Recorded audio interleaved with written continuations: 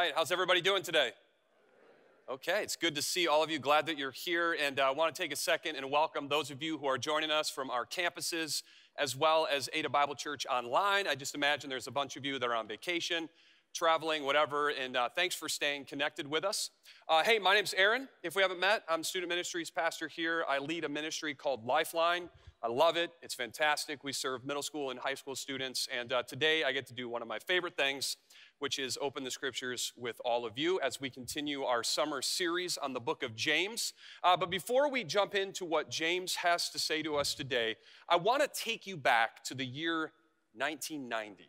So just take a second and remember how old you were. Who was alive, okay? Some of us, all right? Now, if you were not yet born in 1990, just take my word for it. It was amazing, all right? But what I want to do is I want to test your knowledge of music in the early 90s. So I'm going to play a little clip for you, and then you're going to tell me who's singing. Here we go. I'm just in love, girl, and this is true. Girl, you know it's true. I love you. It's just so good. It's what it is. I mean, it just takes me back, 6th grade roller skating party, sweaty palms, couples skate. I mean, I'm there, okay? Who was singing? Milli Vanilli. Or were they? Okay, because here's the thing. Here's the story with this group, Milli Vanilli. They hit the scene like 89, 90, instantly very popular. They had 3 #1 hits. They won the Grammy in 1990 for the Best New Artist. And then everything fell apart. And the reason was those two guys, they're not the ones singing. It came out that it was actually other people, and they're just like kind of dancing and lip syncing, and then the people who are actually singing were like, excuse me, you guys are getting a lot of money. We would like to get in on this, right?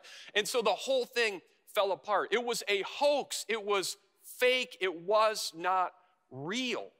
And the beautiful thing about music, and the reason that we connect with music, it's like somebody sharing from their heart and putting music to these heartfelt words, and we just have these moments. It's like, oh, I know what that feels like. But this whole thing was not real. It was fake. It was inauthentic.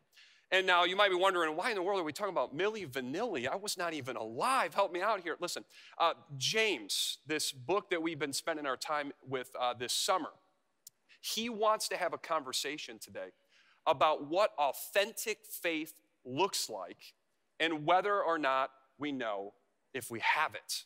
Okay, so if you haven't been around the last couple weeks, maybe it's your first weekend here at Ada. Welcome, by the way. Let's kind of get up to speed on what's going on here. So James is a book that we find in the New Testament. So this is the second half of our Bible, and James is down here near the end. In a shocking twist, you're not going to believe this, James was written by a guy named James, okay? And he was the half-brother of Jesus, which is very interesting because early on in his life, he did not believe that Jesus was the Messiah, which if you have a brother, right, or if you have sons, you understand like, well, yeah, you know, as kids, nobody's going to believe this. But later in life, he came to believe that his brother was truly the Messiah, the one sent from God, and he became a Jesus follower. And not only that, he became an important leader in the early church in a city called Jerusalem. So here's a map. Jerusalem's over here. It's where the whole thing started. And there was a group of Christians right after the time of Jesus that their faith was absolutely remarkable. In fact, we can read what their faith looked like from another biblical writer in the New Testament. Check this out. All the believers, and we're talking about this group in Jerusalem that James was a part of, they were together and they had everything in common. They sold property and possessions to give to anyone who had need. It's amazing. They're selling their stuff and giving it to anybody who has needs. Every day, they continued to meet in the temple courts. And this is where they would do teaching and where they would discuss the scriptures. They broke bread in their homes and ate together with glad and sincere hearts. They're experiencing fellowship, community together. They were praising God and enjoying the favor of all the people, and the Lord added to their number daily those who were being saved. It's remarkable It's like every day new people are coming to faith as they give away their possessions to each other and meet together constantly. Just remarkable, real, authentic faith in the lives of this early church. But then something happened. Back to the map here. A persecution broke out in Jerusalem. At least one of these early Jesus followers was killed, and so a bunch of them scattered. They left. They moved to all different regions around here. And in that process, something changed significantly in the way that they were expressing their faith. And I find it shocking that when James' letter is written to this group of Christians after they had dispersed. And so James was a leader in that early church, and now he's writing to them. And we read these words in the second chapter of his letter. He says, "What good is it, my brothers and sisters, if someone claims to have faith, but has no deeds? Can such faith save them?" He's writing to these people who, back in the day, back in Jerusalem, it was like, wow, look at their faith. And now he's saying, look, suppose somebody says that they have faith. And then you look at their lifestyle and you just don't see it. There's no evidence. James says, what good is that kind of faith? Can it really save them? And his answer is, look, it's of no good at all. It's dead. It's useless.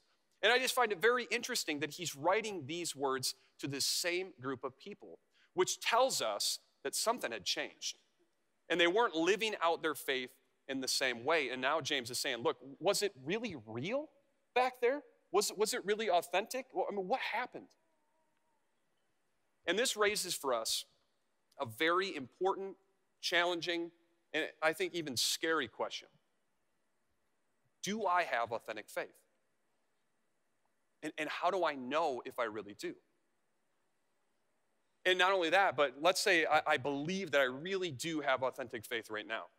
How do I know that 5 years from now, 10 years from now, 15 years from now, that the evidence will still be there, that my life will still show the signs of authentic faith? Because I think this is kind of what happened to this group of believers.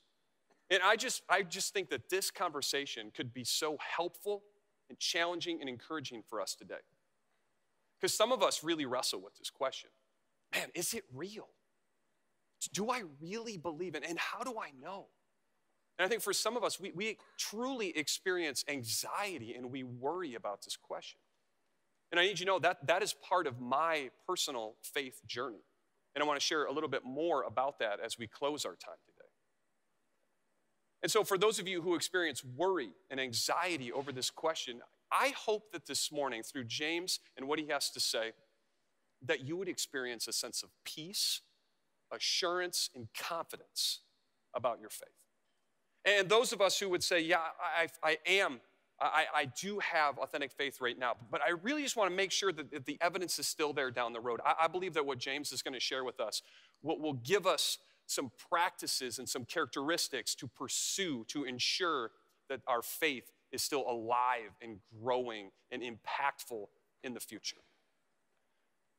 But before we get into what James has to say about authentic faith, I just want to be really clear about what we're talking about and what we're not talking about. You see, I want to have a conversation about the evidence in our lives of God's grace. I want to talk about the things that we do, the actions, the deeds, the works, whatever word you want to use, that show the evidence of God's grace. That's the conversation I want to have. It's not a conversation about the things that we do, the actions and the deeds that earn God's grace, that somehow earn God's approval, his love, his forgiveness. That is not the conversation. And I just want to show you a couple verses from a guy by the name of Paul, who was a contemporary of James, and what he had to say on this topic. He says, listen, for it is by grace that you have been saved. And grace is God's generosity to us, specifically in the gift of his son, Jesus, who gave his life to pay for our sin. It's by grace you have been saved through your faith. And this is not from yourselves. It is the gift of God, and it's not by works. It's not the things that you do so that no one can boast. You see, this is a conversation. 2 words just to put up on the screen for you. This is a conversation about evidence of authentic faith, evidence of God's grace. It's not a conversation about earning. And so I just want to be really clear. And maybe for some of us, that is exactly what we needed to hear today. And that just changes everything for us. So moving forward, I just want to give you a framework of where we're headed in this conversation. So 4 characteristics that James is going to share with us about authentic faith. This is what authentic faith looks like. Okay, so here we go. Let's jump in. James says, suppose a brother or sister is without clothes and daily food. And if one of you says to them, go in peace, keep warm and well fed, but does nothing about their physical needs, what good is it? I mean, suppose you see somebody with some serious physical needs and you just say, hey, hope it goes well. I'll be praying for you, but I got to go. World Cup finale, you understand? That is of no value, is it? It's no good at all. And so James says, in the same way, faith, and he just keeps returning to this idea, faith by itself, if it is not accompanied by action, it's dead. It's no good. Faith and action, that's the key. But specifically here, I think what he's saying is, look, authentic faith looks a certain way. And the characteristic that we're talking about here is that authentic faith responds. Authentic faith responds to the needs of the people around us. When we see somebody who has physical needs or some sort of need, authentic faith ought to motivate us and move us to respond to that need. And if you think about it, that is exactly what God did for us through Jesus. And so if you want to know whether or not you have authentic faith, when's the last time that you responded to the needs of someone around you? Now, I know some of you might be thinking, look, here's the thing. I've always thought of faith as like this personal thing between me and God, right? It's really about my relationship with God. It's personal. I think you're right. However, I believe it's also interpersonal. It's personal and interpersonal. It's about me and God, but it's about me and us. It's relational, which is why when Jesus was on this earth, he got into this conversation with one of these religious leaders of his day who was trying to trap him with a question, test his knowledge. And the religious leader said, okay, Jesus, what's the greatest commandment? And Jesus answers by giving him exactly what he was looking for and then adds a little something extra. Jesus says, greatest commandment is to love the Lord your God with all your heart, with all your soul, all your mind, and all your strength. To love God, that's the greatest commandment. And then, Jesus says, second commandment, love your neighbor as yourself. Personal, interpersonal. Love God, love people. And so if you want to know, man, do I have authentic faith? Am I really living this thing out? It looks like responding to the needs of other people in our lives. And if you'd like to grow in this area, if you're thinking, man, this is an area where I'm kind of weak or I just want to keep moving in this area, I have 2 words that I think would be really helpful. The first one is spontaneously. You see, I believe that authentic faith responds spontaneously. It's like you're just walking along through your day and you run into a need. I think authentic faith spontaneously responds to that need. I just imagine a guy, he's hanging out with his buddy, they're walking out to the parking lot after an event or something, and he looks at his buddy's car, and he sees the tires, and they're bald, right? Like bald, like if it rains, he's probably not gonna be able to stop. And then he remembers this guy recently lost his job, he's got twin baby boys at home, there's a lot going on and not a lot of money coming in. And so later that night, he just texts his friend, he says, look, this is a little awkward, I know, but I saw your tires. I know that, what's going on right now. Could I buy you some new tires? Wasn't expecting the need, saw it, spontaneously responds to the need. Maybe it's a family in your neighborhood, they just had a new baby, and that just brings a whole new set of things going on, no sleep, extra expenses, and it's like, call them up, hey, we'd love to bring you a meal. I know that would be helpful. Just let us know when we can drop it off. See a need, spontaneously respond to the need. And sometimes it's just a conversation. You're walking out the door of the office and with a coworker, and you can just tell by the look on their face, like they're not doing very good. And they're like, hey, can we talk?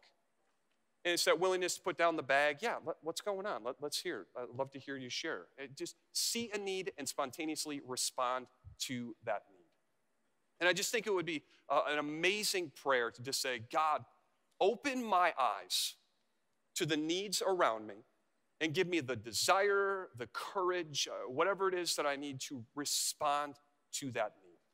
I just think that would be an amazing prayer to ask God to open our eyes and help us to respond, because authentic faith responds, and I think it responds spontaneously. Now, if you're like me, you're probably experiencing a little tension here, because I don't have the gift of, what should we call it, compassionately observing things, okay? And maybe you have this problem. Let me explain what I mean. Let's say I'm out for a bike ride with my wife. I love to do this, great way of spending time. We go for the bike ride, we come home, we're sitting on the couch, and she might say something like, man, you know, my heart just really goes out to that family that we passed on our bike ride. And I'm like, family? Yeah, you know, the family that, it's like, I remember you, I remember the bike. Like, I just don't see a lot of things. I'm just not very observant, and maybe that's you. Or maybe you're just really busy. You know, some jobs just require constant focus in order to stay, you know, on top of your game and stay engaged with your work. And so maybe there's just not a lot of room in your life to be spontaneous. Listen, I don't think that means we're off the hook, though, because there's another word, and that word is consistently. Authentic faith responds consistently. If you have trouble spontaneously responding, or I think this is just a great idea anyway, is to respond consistently. And the image here is a calendar.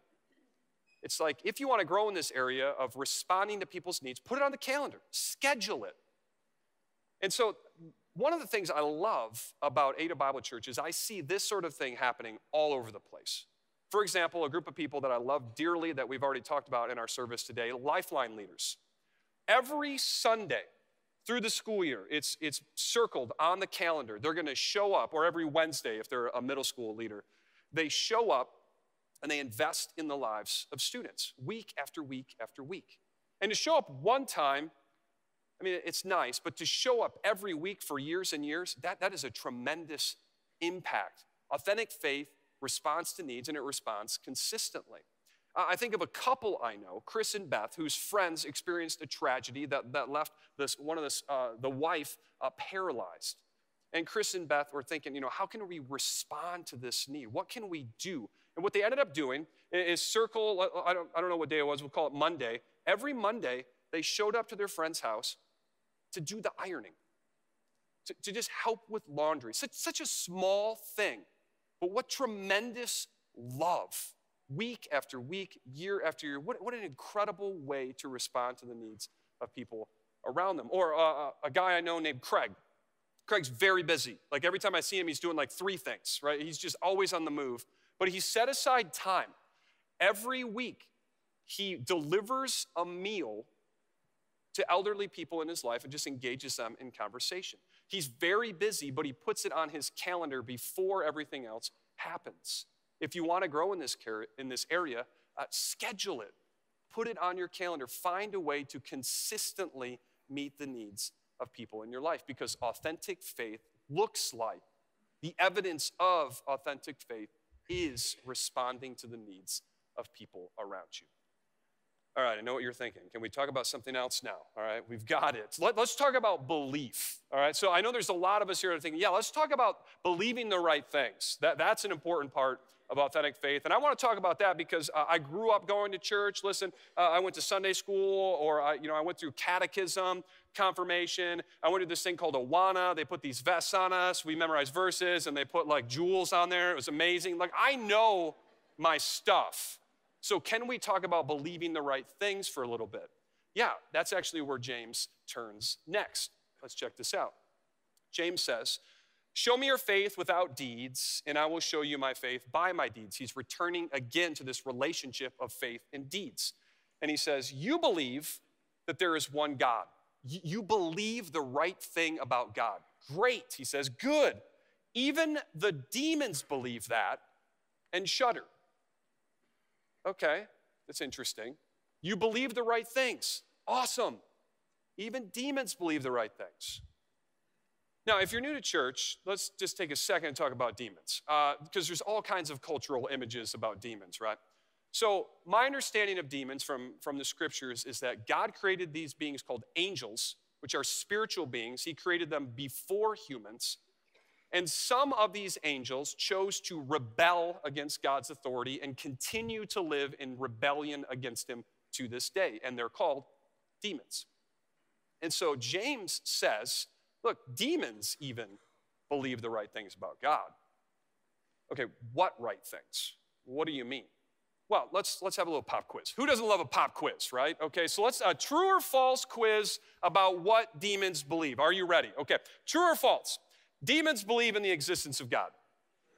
True. Okay, that was too easy because we already looked in James and saw that. Let's keep moving. True or false? Demons believe that God created the world. True. They were created before God created the world, as I understand it, and so I think they were there. They saw it. True or false?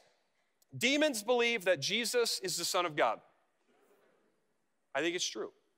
I think they know. In fact, there's a story in the Gospels where one of these demons says to Jesus, I know who you are. I know who you are. I think they know. True or false? Demons believe that Jesus died on a cross. True. They either witnessed it, heard about it. I don't know exactly how this works, but they know that this actually happened. True or false? Demons have authentic faith. False. You see where James is going with this. It is possible to believe all the right things and not have authentic faith. Wow. That is a challenging statement, isn't it? It is possible to grow up in church, to go through catechism, confirmation, go to Christian school, maybe even go to Christian college, know all this stuff, and not have authentic faith. Because James is saying it's not like you could have more right beliefs than demons. They know all the answers.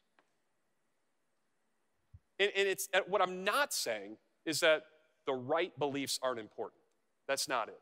They are parts of authentic faith, but they don't equal authentic faith. You see, there's something missing.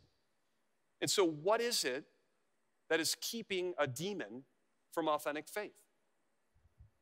What is it? I think it's their unwillingness to submit to God's authority, to obey God. You see, the second characteristic of authentic faith is that authentic faith submits to God's authority. And this is a little challenging for us sometimes. And I don't know if it's because we're Americans, this individualistic, independent thing, or what. But we love the grace part, right? It's like, oh, God, thank you for your grace, and thank you for your forgiveness. Thank you for this new identity that you've given me in Jesus, and thank you for the hope of heaven. And now Jesus says, and I want you to obey my teachings. And no thank you to that, right? It's just far more challenging. But we have to understand that submitting to God's authority in our lives is central, it is core to authentic faith. And James, at the very beginning of his letter, as he's introducing himself, he says this. He says, James, this is who I am. It's an intro. A servant of God and of the Lord Jesus Christ. Now, this is a title that was used for Jesus throughout the New Testament and throughout his life. It has three parts. Two of them we love, one of them not so sure. Jesus, literally translated, means God saves. Love that. Christ means the anointed one, the one who was sent to rescue. Love it. Lord, it means boss. It means king. Okay, that's a little more difficult, right? And when I talk about this subject with our students in Lifeline, I put it this way. Look, Jesus wants to have two roles in your life. Number one, he wants to be Savior. And number two, he wants to be king. And when we choose one and not the other, it's not authentic faith. When we say to God, thank you for the forgiveness, so looking forward to heaven, I'm just going to get back to what I was doing, I'll see you later. That's not authentic faith. And so believing all the right things, but not submitting our decisions and our choices and our behaviors to God's authority, that's not authentic faith. And so this is a question to wrestle with. If you're wondering and worrying about and thinking, am I going to have faith 10 years from now? Am I going to have the evidence of faith 10 years from now? What does submitting to God's authority look like in our lives? Okay, so far, we've talked about authentic faith is responding to the needs around us. You might say it's about doing good, right? And authentic faith looks like submitting to God's authority. You might call it doing right. And so doing good, doing right, that's a lot of doing, isn't it? Like it's just a lot of doing things. And I don't know about you, but it kind of feels like it's missing something, right? I mean, obviously, responding is part of authentic faith, and submitting is part, but it's not the whole picture. It's something just feels like it's missing. And I think you're right. And that's where James turns to next. He says, "You foolish person, do you want evidence that faith without deeds is useless?" Again, returning to this theme. And then he starts into this story that may be unfamiliar to you, but was very familiar to his Jewish audience. He says, "Was not our father Abraham," that's the father of the Jewish nation, "was he not considered righteous for what he did when he offered his son Isaac on the altar?" Okay, weird story from the Old Testament. God asks him to offer his son on the altar. Now, before you leave, okay, just let me try to share this story in a way that makes sense really quickly through 4 pictures. Ready? Picture number 1, or image number 1, is a map. Abraham grows up way over here in Ur. He grows up worshiping the gods of his region, the gods of his family, and then God shows up in his life and says, "Hey, I want you to worship me, and then I want you to move all the way over here. You can't go this way because that's a giant desert. All the way over here, halfway across the world, to this place called Canaan, and I'm going to give you this land." And Abraham's like, "You want me to move all the way across the world?" God says, "Trust me, all right? I want you to trust me here." And Abraham does. He obeys, and he moves. Now, next image is a sky full of stars. God takes Abraham outside, and he says, "Look up at the sky. Now count the stars." And Abraham's like, 1, 2, can't do it. Too many. And God says, "Look, these stars represent your descendants. I'm going to make you into a great nation." I mean, so many people, you can't even count them. "And through your people, I'm going to bless all the people of the world." And Abraham's like, "That's great, but I don't have any kids. So how is this going to work?" God says, "Trust me. Stay faithful to me. Trust me." And Abram says, okay. Next image is a picture that I drew. Just kidding. Terrible. I'm actually a terrible artist. Abraham, his donkey, not relevant. Isaac, okay? Isaac, finally, after years and years of waiting, "I'm going to make you into a great nation." Okay, where's the kids? Just trust me. Finally, in old age, Abraham and his wife Sarah, they have this son named Isaac. And now just imagine what this was like. All the promises are now on this kid. We're going to make you into a great nation. We're going to give you this land. It's all on this one kid. They don't have lots of kids. They have one kid, Isaac. Next image. Altar. Okay, now I want you to take that son up on a mountain and offer him as a sacrifice. What? And this was just this crazy thing. And here's what's wild, is that Abraham actually went into, put into motion plans to actually do this thing. And he gets his son, he gets some wood, he moves him up to the mountain, and God says, stop. And he provides a ram to sacrifice in place of his son. And he says, I wanted to know if you really trusted me. And that is actually the third characteristic of authentic faith, is trust. Now, before you freak out, this is not a thing that we practice in our faith. Okay, if you're new to church, we don't do this kid thing. It's not part of the deal. But this was God's test a couple thousand years ago to see if Abraham really trusted him. Now, what is the difference, you might be thinking, between submitting to God's authority and trusting God? What's the difference there? Well, obedience or submission is the action, and then trust is the heart behind the action. If obedience and submission are the behavior, trust is the motivation. You see, what's important to understand here is that God is not just after our individual decisions and our obedience. He's after our hearts. He wants all of us. He wants the motivations. And he wants us to give our hearts to him in trust. Now, here's a question going back to Abraham. Why, and again, put yourself in Abraham's shoes, why would you actually go through with this? It just seems crazy, doesn't it? It's like, first you asked me to move halfway across the world, and then you made me all these promises. Now you want me to sacrifice my son? I'm out, right? Like, why would you do this? And there is a clue given to us in another New Testament book that's actually just right before James called Hebrews, which is written again to a bunch of Jewish Christians. We get a little glimpse into what was going on in Abraham's mind. Abraham, talking about this whole situation, reasoned, this is amazing, reasoned that God could even raise the dead. And so in a manner of speaking, he did receive Isaac back from the dead. Abraham is basically saying, look, God made this promise to me. He's never let me down. I trust his character and I trust his promises. He will not go back on his word. And so if I go through with this, he's gonna bring him back from the dead. That is some incredible trust in God, isn't it? And I think it's important to understand that this whole idea of trust in James' mind is really absolutely central to what authentic faith is. In fact, James puts it this way, talking about Abraham and everything that he did. He said, you see that Abraham's faith and his actions were working together. And this is what James loves. They're working together.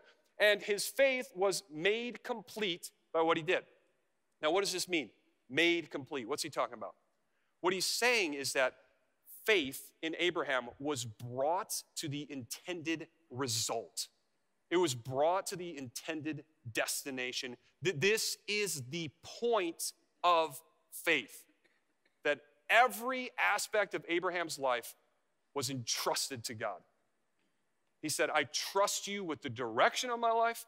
I trust you with my future. I trust you with my hopes and dreams. This son that is everything to me, the one thing I love the most, I trust you with that. We have to understand what James is saying is that trust with everything is the goal of our faith. This is what God is working toward, what he's trying to accomplish in our lives. It's not just that we do these things and check these boxes and say the right things, but it's that every aspect of our lives we say, God, I trust you with this. Now that's cool, right? It sounds amazing, but how in the world do you actually do that? Like, I have trouble trusting God with small things. I don't know about you, but everything, it just feels like a mountain to climb, doesn't it?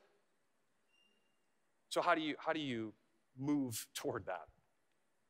Well, there's something in that same chapter that we looked at from Hebrews, written about Sarah, who Abraham's wife, as she's waiting for a child. It's like she's heard these promises, she's believing these promises about this great nation and everything, but she's like, where's the kids? And it's years and decades. And something is shared with us about what was going on in her mind. By faith, even Sarah, who was past childbearing age, was enabled to bear children because, here it is, she considered him faithful who had made the promise. She said, the one who has made this promise to us has been faithful. He's never let us down. He's always been there. He's never disappointed. Every promise that he's made, he has kept. And I think what's happening here is they would take a step of obedience, and then God would meet them with his faithfulness, and then their trust was built. And their trust enabled them to obey even more, and when they obeyed, they experienced God's faithfulness, and then their trust grew. Do you see what I'm saying? It's like this wonderful cycle of building trust. And I think it happens slowly over time. But something that's important to understand is that you cannot grow your trust in God by thinking, right? You can't think your way into trusting God more. And you can't will your way into trusting God more. You can't even feel your way into trusting God more. You can only obey your way into trusting God more. We take a step of obedience. God meets us with his faithfulness. We experience it, and then it grows our trust. Obedience is the only way to grow your trust in God, and trust is the point. And so if you want to get moving in that direction, take a step of obedience. And don't try to climb the whole mountain at once. Just take a step. Just choose one area of your life to try to trust God. Just one area. And maybe for you, it's generosity. It's like, okay, I understand that God desires that I would be generous as he is generous in the world.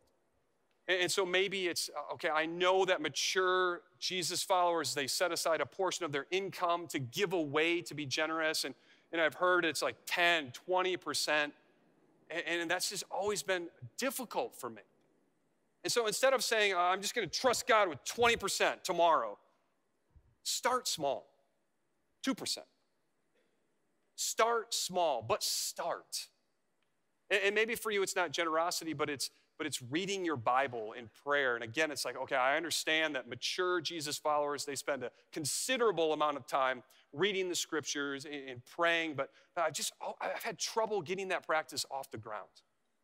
Look, instead of trying to do an hour in the morning reading the book of Deuteronomy, we have this great resource called Beyond the Weekend. It shares a couple scriptures to think about, and it shares a little bit about the weekend sermon, 5-10 minutes. Look, start.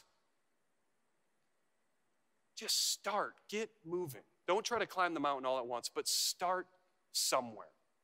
And so authentic faith looks like trusting God with everything.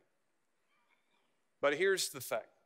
If we're going to get serious about this and trusting God with all these different areas, that's going to lead to significant changes in our lives.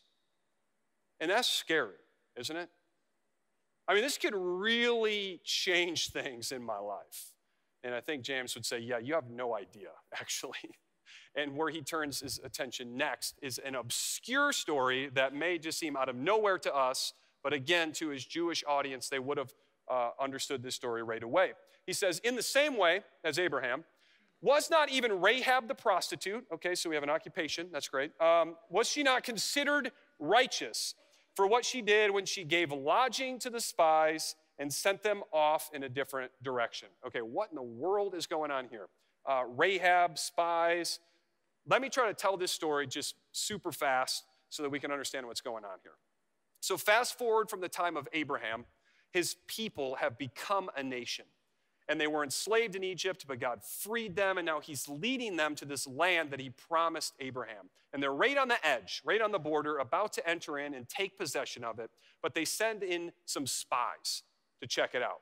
And these spies end up in the city called Jericho, and they end up at Rahab's house. And I don't think it's because they were doing anything inappropriate. I just think, here's a place where nobody's going to ask questions. You see what I mean? But what happens is somehow the authorities in this city find out, they show up at Rahab's door, knock, knock, knock, give us the spies. And Rahab says, spies? They left because she had hidden them on her roof. And so the authorities, they leave, and you see what she's done here. She has risked her life in telling this lie about these spies. This is treason. She will be killed. Then she goes and gets the spies and says to them, listen, I know about your God. I know that he's with you. I heard about what he's done, and I know that he's going to give you this land, and so I'm going to help you escape. But promise me this, that you will show kindness to me and my family when you come back. And she risks her life again to trust these guys because she has this very small belief about God. And what I find fascinating is you have this story about Abraham, who has this gigantic faith, and then you have Rahab, who barely knows anything about God, but she takes what she knows and she risks her life to join what God is doing with this people of Israel. She risks, and this is the fourth and final characteristic, is that authentic faith risks. And I just believe this is true, and I think many of us have experienced this. Authentic faith will require risk in your life. If we're going to get serious about responding to the needs of people around us, if we're going to start buying tires, making meals, that costs money. right? It's going to impact your checkbook if you're older, or your digital bank account if you're younger, right? Like financial risk. It's gonna involve financial risk. Or if you're gonna start submitting your life to God's authority, this means you're gonna be changing some of the ways that you act and behave. And like, I don't know how your friends are gonna take that. They may not understand, they may not appreciate. This could involve social risk. And if we're truly gonna start trusting God with every aspect of our lives, I mean, this could change vacation schedule. This could change the direction of a career. This could change your retirement plans. Risk, authentic faith always involves risk. But I would just remind you of Sarah's words from the book of Hebrews. She considered the one who made the promise and said, he is faithful. I just believe that at every step of obedience, God will meet us with his faithfulness and we will experience greater and greater trust. Now, this question that we've been wrestling with, and do I really have authentic faith? And how do you know?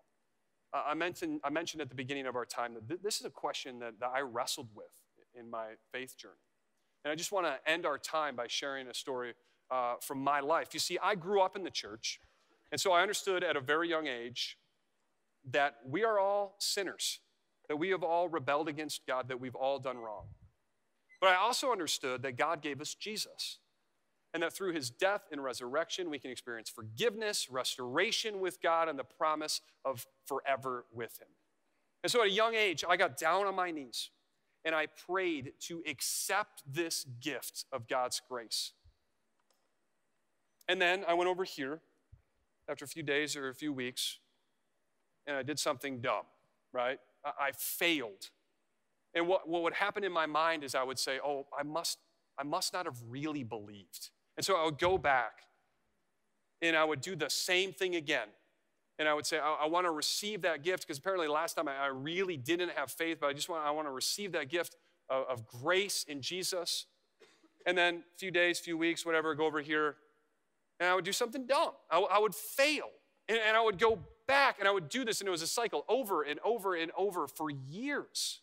I would do this. And I just know that this is part of the story of many of us, and it might be part of your story even right now. And so I just need you to know that I don't do that anymore. That is not part of my story anymore. And it's not because I don't make mistakes anymore. That is not true, okay? I still fail. You can ask my wife. But I don't do that anymore for two reasons. Number one, I have fully embraced this truth that what I do and how I act does not earn God's grace, his acceptance and his love. That is a gift. You can't earn it. That's reason number one. Reason number two is that when I was a teenager, I started looking around at my life and I started to see the evidence of God's work in my life, the evidence of authentic faith. I began to see that I was responding to the needs of people in my life.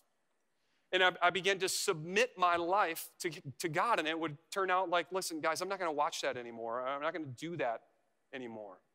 And I even saw the evidence of trusting God with the direction of my life, with everything that I cared about. And I even began to risk. I can remember as a teenager starting to share Jesus with some of my friends. Some of them appreciated it, some of them did not. But I began to risk my faith. And so I don't do that anymore. I don't feel those doubts. They have disappeared because I see the evidence of authentic faith in my life. And so truly, that is my hope for you today, is that you could experience peace, assurance, confidence. That, look, I'm not trying to earn anything here. And you know what? As I look out at my life, I see evidence of authentic faith. And so I am just going to trust that I have it, and I'm going to stop worrying. That is my hope for you today, from the words of James and from my life as well. And so as we wrap up, I would just love to pray for you. I could ask you to stand here in our other environments as well. God, we're just so grateful, first off, that we don't have to earn your love. God, because we could never do it. And so we're just so grateful for Jesus. that you have taken care of this whole thing. It's not about our performance, but it's about your performance on the cross. God, we're so grateful that we are just sure and settled in your love because of Jesus. And God, I pray for those of us who are just really wrestling with whether or not we really have authentic faith.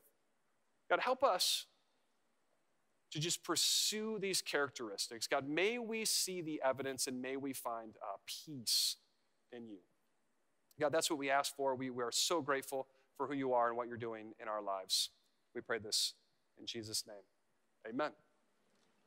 Hey, as you go this week, may your trust in God grow as you experience his faithfulness in every step of your obedience. Have a great week. We'll see you next weekend.